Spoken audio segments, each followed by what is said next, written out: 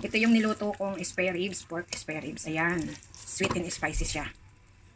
Ayan.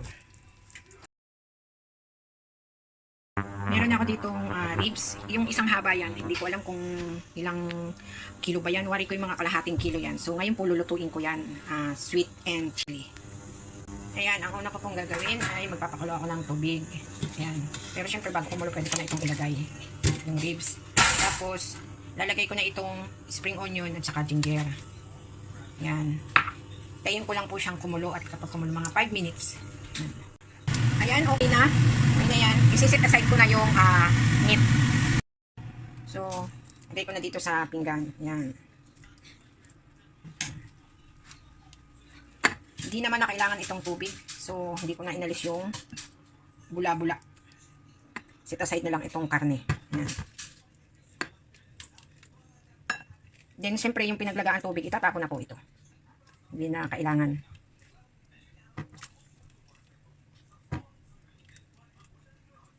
Yan, okay na. Ngayon, nandito naman sa isang kawali. Lagyan ng mantika. Yan. Tapos, ilagay itong hinalbusan na karne. Yan. Ilagay itong luya. Ilagay itong bawang. Yan. Siyempre, haluin. Sinasangkot siya. Sangkot sa natin yun.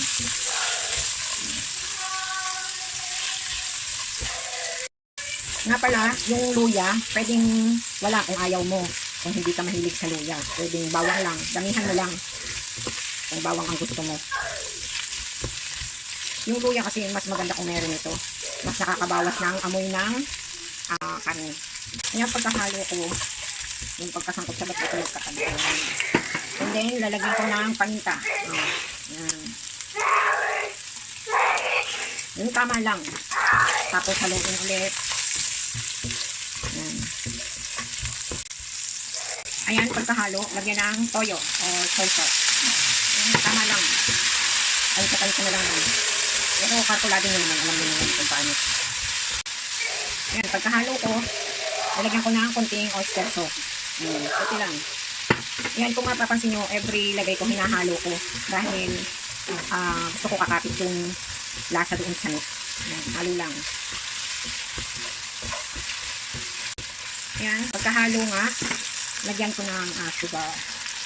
Isang kutsara yung nilagay kong sugar. So, depende sa inyo yung gusto nyo kung gaano karami. Pero ito nga ay sweet.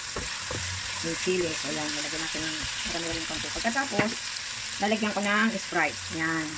Yung Sprite, yung tama lang. Wari ko mga 330 ml yan. Pantay lang natin. And then, tatakpan. Hintayin kong kumulo. Yan. Ayan, kumulo na. Ayan, kumulo na siya. Gawin ko, haluin ko ulit. Nga pala guys, yung nilagay kong sugar ay brown sugar. Din yung nilagay ko is Sprite. Pwede rin naman 7-up. So, nasa sa inyo yun. Ngayon, pagkulo niya, syempre hinalo ko nga po, tatakpan ko ulit. And then, hihinaan ko ang apoy hanggang sa maluto na yan or umunti yung sabaw. Ayan, ngayon, titingnan ko siya. Ayan. Gagawin ko, try ko. Ayan, medyo malambot na pero konti pa. Kailangan ko ng konting lambot. Pero ngayon, lalagyan ko ng cornstarch solution para mas malapot yung sabaw. Then, haluin. Tapos, ilalagay ko na yung sili. Yung sili, optional yan. Kung gusto nyo maanghang na matamis-tamis, lagyan nyo ng sili. Kung ayaw nyo naman ng maanghang matamis lang, okay na, huwag nang lagyan ng sili. So, ayan na. Ngayon, tatakpan ko ulit. Pero ng mga ilang minuto pa yan. So, buksan ko ulit after 5 minutes. Ayan. Bango. Yan, may kaunti pa siyang sabaw. Siyempre, kung Pilipino ang kakain, okay na yan. Luto na. Ayan, tusukin ko nga ulit. O, ayan, malambot na, luto na. So, since nga po ay Chinese ang pakakainin ko niyan, iigahin ko pa ng kaunti yung sabaw, pero hindi ko na siya tatakpan. Dahil luto naman na po. Okay na din ang lasa. Ayan, okay na. Kaunti na talaga ang sabaw. Ngayon, titikman ko po ulit. Yung kaninang pagtikim, hindi ko na ipakita sa inyo. Ayan guys, okay na ang lasa. Luto na po ito. Ayan, ready na yan. So, ngayon, luto na po ito. Ready to serve na. Lalagay ko na sa plate. Ayan.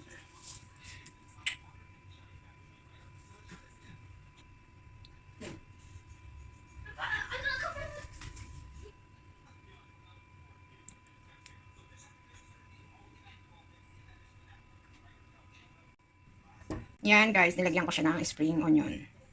Yan, para mas masarap at amazing look.